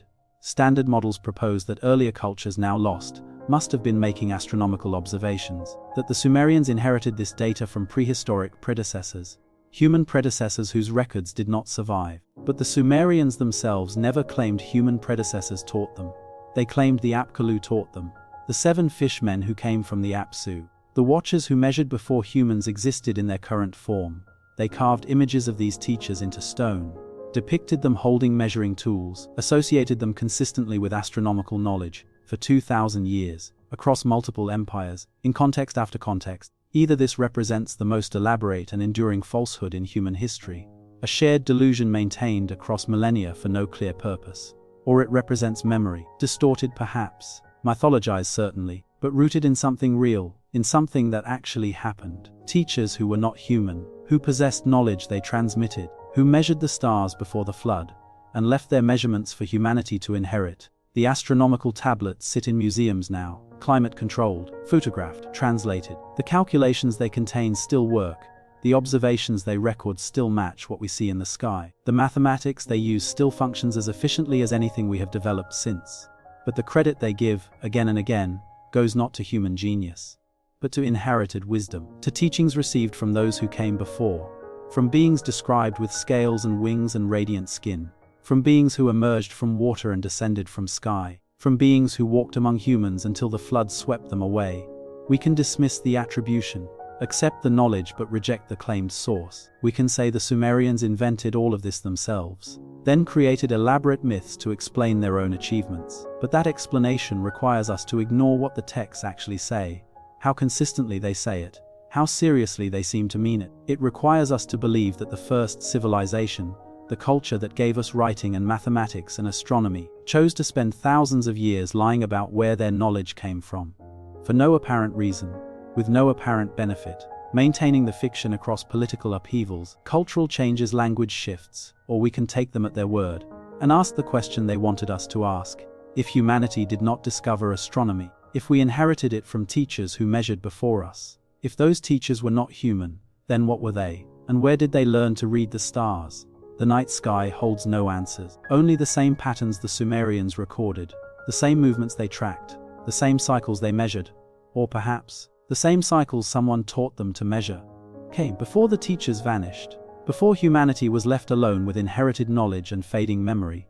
The stars turn overhead, patient, silent, keeping time according to mathematics humanity did not invent, but learned to use. But the deepest inheritance might not be architectural or astronomical. It might be biological. Most creation myths frame human genesis as an act of pure divine will, gods shaping mortals from nothingness, breathing life into emptiness. But the Mesopotamian accounts follow a different logic. They do not describe creation from void. They describe replacement after failure. The clearest version appears in the Atrahasis epic, a Babylonian text from around 1700 years before the birth of Christ, that draws from much older Sumerian sources. The opening lines establish a world already populated, but populated by beings who are not human. The text calls them Igigi, translated as lesser gods or junior deities, but their role is distinctly biological, not divine. They dig irrigation canals, they dredge rivers, they carry baskets of earth to build temple foundations. For 40 years the text says they labor without rest, under the direction of the greater gods, Anu, Enlil, Enki. Then they rebel, the Agedi burn their tools, surround Enlil's temple, refuse to work. The toil is too great, they declare, the forced labor too heavy, we cannot continue. Enlil, furious at the uprising, calls an assembly of the gods to decide the Agigi's fate, should they be destroyed, punished. But Enki, god of wisdom and the deep waters, proposes a different solution. Let us create a Lulu, he says, a primitive worker, a replacement species designed specifically to perform the labor the Agigi refuse. The phrasing is remarkable. Enki does not suggest calling humans into spiritual existence. He proposes engineering them. Let a god be slaughtered, he instructs. From his flesh and blood, let Nintu mix clay. Let God and man be bound together in the mixture, so that to the end of days the flesh and the soul which in a god have ripened shall be in a bond we cannot break. This is not metaphorical language. It is procedural. Mix flesh and blood with earth. Combine divine essence with terrestrial matter. Create a hybrid being capable of physical labor, but bound to the earth in a way the Igigi were not. Nintu, the mother goddess also called Belet Ili, follows the instructions precisely. The text describes her taking clay, mixing it with the blood of Wielu, a slaughtered god, shaping the mixture into forms. She creates 14 humans, 7 male, 7 female. The process is biological, almost clinical in its description. There is no divine breath, no spiritual awakening, just mixture, formation, activation. Then comes a line that echoes through the rest of Mesopotamian literature. Let man assume the drudgery of God. Humans are assigned the labor the Agigi abandoned. The rivers need dredging, the fields need tending, the temples need maintaining. Humanity's purpose is not worship or enlightenment, it is work. But the text reveals something more unsettling. The Agigi do not disappear after humanity's creation. They remain present in the narrative, watching, occasionally interacting with humans. The Atrahasis epic describes them dwelling in the heights, while humans multiply on the earth below. The vertical separation suggests two species occupying different zones of the same world, one replaced in function, but not entirely removed from existence. Later, when humanity grows too numerous and too noisy, Enlil attempts to reduce the population, through plague, through drought, through famine, finally through flood. But Enki warns one human to build a boat. The flood comes. Everything dies except what shelters in the boat. The waters recede, and after the waters recede, the Agigi descend once more, to marvel at the smoke of the first post-flood sacrifice. The creation account in the Enuma Elish follows similar logic, though with different details. Here, humanity is created from the blood of Kingu, a rebel god defeated in cosmic war. Marduk orders Kingu's execution. From his blood he fashions humans to serve the gods. Again, replacement labor, again biological procedure. Again a species created to perform tasks another species refused. What is striking about both texts is their refusal to present humans as the pinnacle of creation. We are not the primary beings in these narratives. We are the solution to a labor shortage. We exist because something else stopped working. The biological language is consistent across multiple versions. Clay mixed with blood, flesh bound to earth, divine essence limited by terrestrial form. These phrases recur in Sumerian hymns, Akkadian prayers, Babylonian rituals, always framing human origin as a kind of genetic engineering, a deliberate hybridization of materials to produce a species with specific capabilities and limitations. One hymn to Enki describes the creation process as tempering the clay as one tempers copper, a metallurgical metaphor, suggesting precise ratios, controlled conditions, iterative refinement. Another text notes that early human prototypes failed. Some were barren, some malformed, some incapable of speech. Only after adjustments did viable humans emerge. This is not how mythology typically handles creation. Mythological origins are usually instantaneous, perfect, ordained. But these texts describe trial and error, problem solving, engineering constraints. They read less like religious poetry and more like technical reports. from a biological project with specific goals. The implications grow heavier the longer you sit with them. If the Igigi were laborers who rebelled, what were they? The texts call them gods, but gods who dig canals, who grow tired, who burn tools in protest. Their behavior is biological, their needs physical, their grievances material. They sound less like divine beings and more like a previous species, perhaps one that also served, also labored, until the burden became unbearable. And if humans were created to replace them, it suggests a pattern. Species designed for labor, eventually replaced. The Igigi replaced someone earlier. Humans replaced the Igigi. The cycle implies repetition, a long history of workers rising and falling before our chapter began. Some scholars argue the texts are social commentary, critiquing Mesopotamian labor systems by projecting them onto cosmic scale, but this interpretation struggles against the consistency of the biological framing. If the Igigi were metaphors for human workers, why describe them as dwelling in the sky? Why differentiate their bloodlines from human bloodlines in later king lists? Why show them attending divine assemblies that exclude humans? The texts treat them as separate, as prior, as something that came before and remained distinct. Even after humanity emerged, archaeological parallels deepen the mystery. Genetic studies of ancient Mesopotamian populations reveal unusual diversity in the earliest layers. Multiple ancestral lineages converging in southern Iraq around 4,000 years before the birth of Christ, suggesting different groups merged to form what we call Sumerian civilization. Some researchers propose this represents displaced populations migrating after climate catastrophe. But the Sumerian text suggests something stranger, that different types of beings coexisted, that some taught while others learned, that humanity emerged not in isolation, but in the presence of others who shaped our early development. The creation myths frame this not as cultural contact, but as biological succession. One species steps back, another takes over, knowledge transfers, labor continues, the world rebuilds. In the Epic of Gilgamesh, the hero encounters Enkidu, described as created from clay by the goddess Aru. In response to Gilgamesh's tyranny, Enkidu begins wild, covered in hair, living among animals. But Shamat, the woman from the temple, civilizes him through 7 days of union, after which Enkidu gains speech, understanding human behavior. The process mirrors the Atrahasis creation, raw material shaped, then activated through mixture with divine essence. But Enkidu remains partially other. He possesses superhuman strength, understands animal languages, dreams prophetic visions denied to ordinary humans. He is a hybrid, caught between categories, much like humanity itself. According to these texts, part clay, part divine blood, capable of civilization, but marked by something older, something mixed into our foundation, that we no longer recognize. The texts return obsessively to this theme. Humans are not pure creation, but composite beings, assembled from the remains of what came before. We carry traces of earlier species in our blood, our form, our purpose. We were made to continue work that others started, to maintain systems we did not design, to inhabit a world already shaped by hands that were not our own. One fragmentary tablet from Uruk describes humanity as the clay people, who remember the blood of the first one, who was given so they could serve. Another tablet speaks of the divine spark within human flesh, not as blessing, but as binding, the thing that keeps us tethered to our purpose. A third text, badly damaged, contains the phrase, "They made us from what remained." After the others refused, we are the latest, not the first, never the first. The honesty is striking.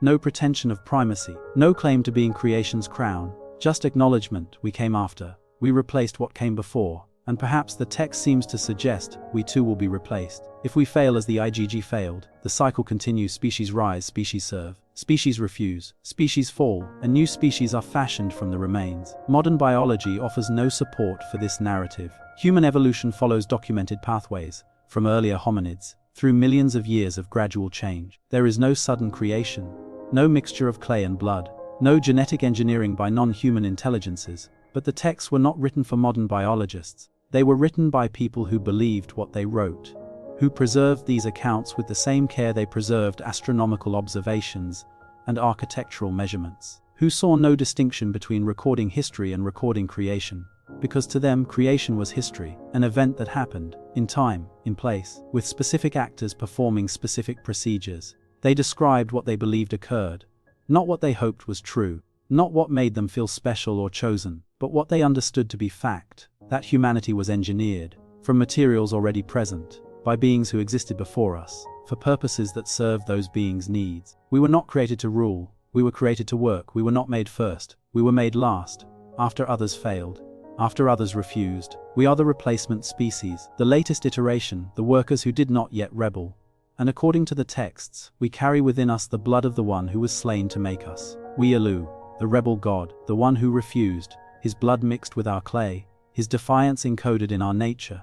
Perhaps that is why the texts describe humanity as both servant and rebel, both obedient and questioning. We were made to serve, but made from one who would not. The contradiction built into our foundation. From the very beginning, the creation accounts are not comforting. They do not place humanity at the center of cosmic purpose. They place us in the middle of a sequence. Workers in a long line of workers, fashioned by employers who needed labor, after previous employees quit. But they offer something more valuable than comfort. They offer connection. To what came before. To the species who labored until they could not. To the teachers who preserved knowledge through catastrophe. To the engineers who designed us with care and purpose. We are not alone in time. We are part of a chain, a lineage not just of humans, but of intelligent beings, struggling with purpose, questioning servitude, seeking meaning beyond mere function. The Ajiji rebelled. Perhaps we inherited that capacity from the blood mixed into our clay, the Apkallu taught. Perhaps we inherited that capacity too. The ability to pass knowledge forward, to preserve what must not be lost. We are composite beings, made from what came before, carrying forward both rebellion and wisdom, both service and refusal. The texts describe this not as flaw, but as feature. We are exactly what we were designed to be, workers who can think, servants who can question, clay that remembers the blood, and perhaps, the texts seem to whisper, that makes us dangerous, unpredictable, capable of choices the designers did not foresee, capable of becoming more than the purpose for which we were made. The wind moves over the ruins, the clay tablets rest in darkness, and the question they pose remains. If humans were created to replace another species, if we carry their blood mixed with our clay, if we are not first but latest in a long sequence, then what happens when we too refuse? What happens when the workers ask why? What happens when the clay remembers the blood? The evidence converges into a single inescapable question. If these beings existed, if the Sumerians documented them with such consistency, such specificity, such anatomical precision, where did they go? We have traced their presence through multiple lines of evidence. The king list records pre-flood rulers who reigned for impossible spans, marked with the Dingya symbol denoting sky origin. The Atrahasis epic describes Ajir laborers who existed before humans, who rebelled, who were replaced by our species. The Akalu tradition documents 7 amphibious teachers, who to instruct humanity in civilization's foundations. Cylinder seals and palace reliefs show bird-headed beings, scaled humanoids, winged figures, maintaining consistent anatomical forms across 2,000 years of artistic tradition. Archaeological digs reveal older foundations beneath Sumerian cities, temples at Eridu descending to 5,400 years before the birth of Christ. Anomalous tools at Kish predating known settlement by millennia. Construction techniques at Uruk suggesting inherited expertise. Astronomical tablets preserve knowledge attributed to those who measured before us. Star catalogues copied from sources older than Sumer itself. Base 60 mathematics appearing fully formed with no developmental prehistory. The texts, the art, the architecture, the astronomy, all point toward the same conclusion. The Sumerians believed they coexisted with, learned from, and eventually inherited the world from species that preceded them. Species they described not as myths or symbols, but as physical beings with specific anatomies, specific roles, specific knowledge to transmit. Then abruptly, these beings vanish from the record. After approximately 2,900 to 2,700 years before the birth of Christ, the period of major flood deposits across southern Mesopotamia, references to non-human teachers and rulers decline sharply. The Aklu are spoken of in past tense. The pre-flood kings become legendary rather than contemporary. The giant rulers, the shining ones, the beings from sky and sea, fade into memory, invoked in temple inscriptions, but no longer depicted as active participants in human affairs. What happened between those dates? 3 possibilities emerge from the evidence, none mutually exclusive. The first, catastrophic extinction. Every Mesopotamian tradition describes the flood as species ending, not merely civilization ending. The Eridu Genesis states that after the deluge, kingship had to descend from heaven once more, implying the previous holders of kingship no longer existed to transfer power. The Epic of Gilgamesh describes Utnapishtim's flood as covering the earth like a battle, destroying all living things. When the waters recede, Utnapishtim releases birds to search for survivors, and finds only corpses. The language throughout these accounts suggests biological catastrophe, not just political collapse. The flood does not merely destroy cities, it erases entire populations, entire lineages, entire categories of beings. The texts mourn this loss, One fragment from Nipper laments, "The world before the waters knew many forms of wisdom, many shapes of life. After the waters, only one form remained to carry the burden." Geological evidence confirms that the period between 3,500 to 2,700 years before the birth of Christ saw significant climate instability and flooding across Mesopotamia. The Persian Gulf coastline changed dramatically, river courses shifted, cities drowned. If non-human species populations were already small, already localized to specific regions, perhaps the coastal zones where the Apkallu supposedly emerged, or highland areas where the Anunnaki were said to dwell, a catastrophic flood could have reduced them below viable breeding populations. Extinction does not require killing every individual. It only requires reducing numbers below the threshold where recovery becomes impossible.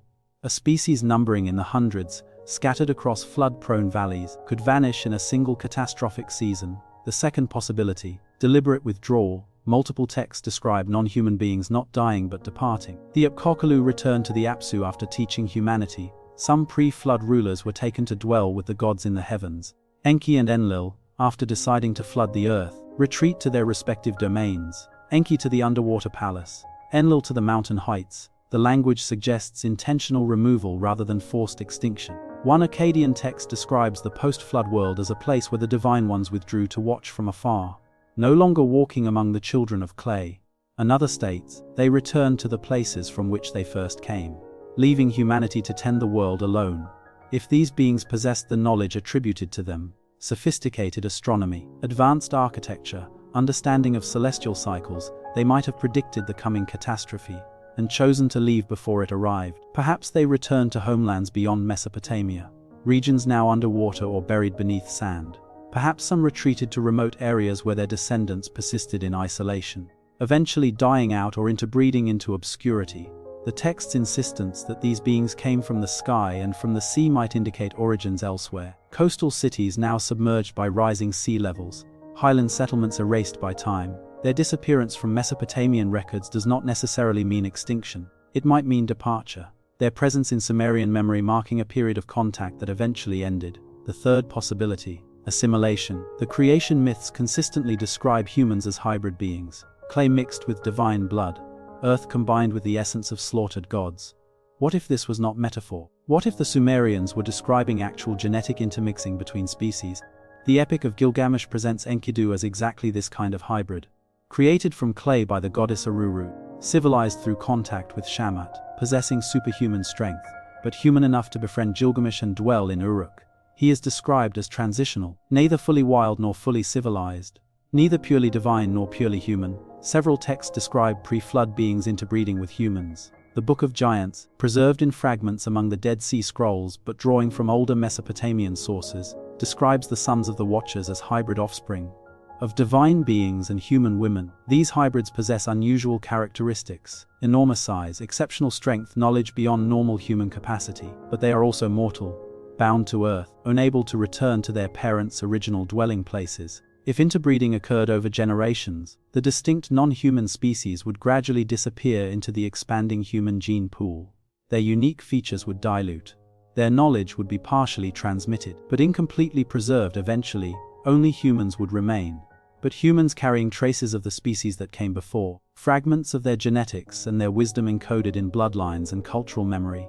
This would explain why Sumerian kings claimed descent from gods, why certain bloodlines were considered sacred, why temple priests underwent rituals described as receiving the Me, the divine knowledge, as if accessing inherited capacity rather than learned skill.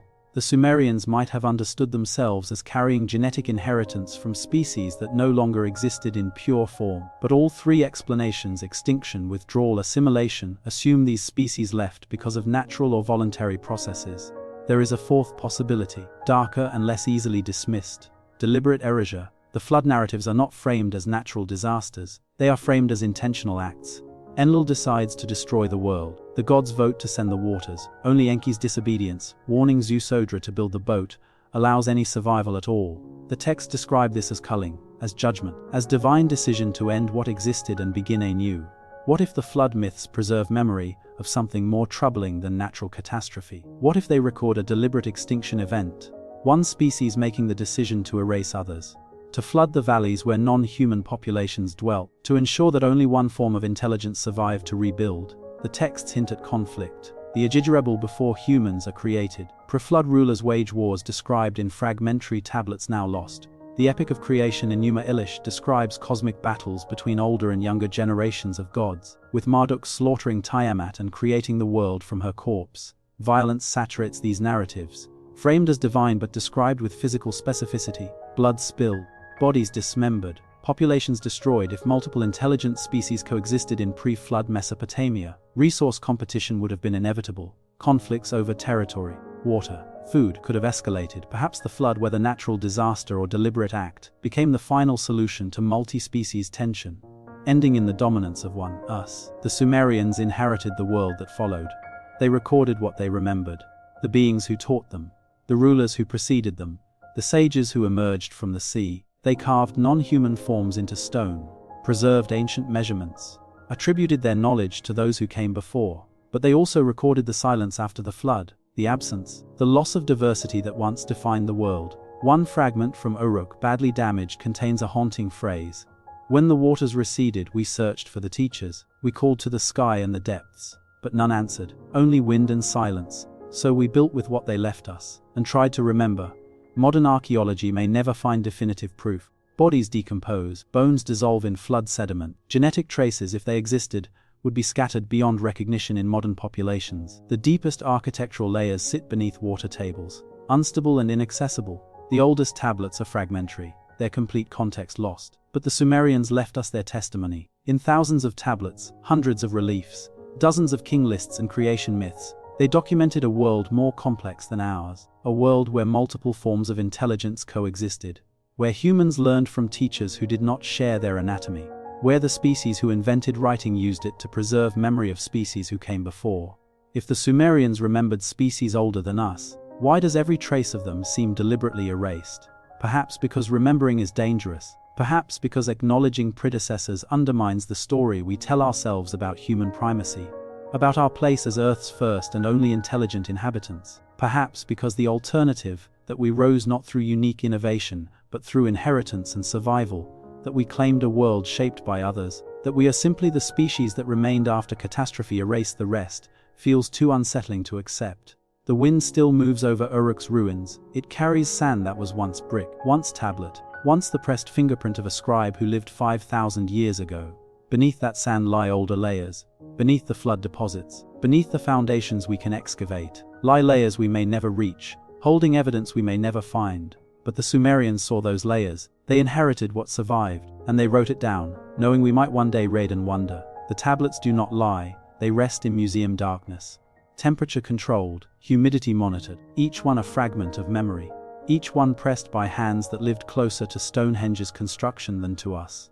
They documented what they believed they had inherited, not myths to explain nature, not symbols to represent ideas, but beings they claimed walked among them, taught them, ruled them, then vanished when the waters came. The clay whispers across millennia. It whispers of a world we have forgotten, a world where intelligence took multiple forms, where the first cities were built by hands we would not recognize as human, where knowledge was transmitted, not discovered, where humanity learned from teachers whose anatomies matched no species in our fossil record. We call it mythology because the alternative fractures something fundamental, the belief that we are history's first authors, not its inheritors. But what if inheritance is not diminishment? What if remembering those who came before is not denial of human achievement? What if acknowledging teachers does not erase the students' accomplishments? The Sumerians built magnificent cities. They developed complex laws. They created art that still moves us. They asked questions that still haunt us. They did this not despite their inheritance, but because of it. Because someone taught them. Someone measured the stars first. Someone laid the foundations. Someone pressed the first marks into clay and said, "This must not be forgotten." And it was not forgotten. It traveled through 5,000 years, through empires that rose and fell, through languages that died and were reborn, through floods and fires and the patient erosion of time. It reached us. These fragments, these whispers, these memories pressed into clay. The wind passes over the desert before dawn. It carries dust that may have once been temples. Beneath that dust, memory waits. Memory pressed into clay. Memory encoded in myths that outlasted empires. The Sumerians called it restoration. Not invention, restoration. The recovery of what was before, not the creation of something new. And if that is true, If the first civilization understood itself as restoring, not founding, then everything changes. Our timeline extends backward into deeper darkness. Our origins become more mysterious. Our place in the story becomes smaller, quieter, more humble, but also more connected. We are not alone in time. We are part of a sequence, a chain of remembering that stretches back beyond the flood, beyond the first cities, beyond the moment when someone first pressed a mark into clay, back to teachers whose names we no longer know, whose faces we can only guess from stone carvings, whose voices are silent now, but whose knowledge still shapes how we measure time, how we divide circles, how we orient our buildings to the stars. They are not gone entirely. They live in what they taught, in the base 60 mathematics we still use, in the constellations we still name, in the stories we still tell about floods that covered the world, in the persistent human intuition that something came before, that we inherited more than we invented, that the first act of writing was an act of remembrance, and perhaps that is the real message hidden in those ancient tablets, not just what happened, but that someone cared enough to write it down, to preserve it, to send it forward through time to us. We do the same now, in our own way, remembering, questioning. Sharing the past does not demand certainty. It demands attention. It demands that we listen to what the clay whispers, even when the whisper disturbs our certainty about who we are and where we came from.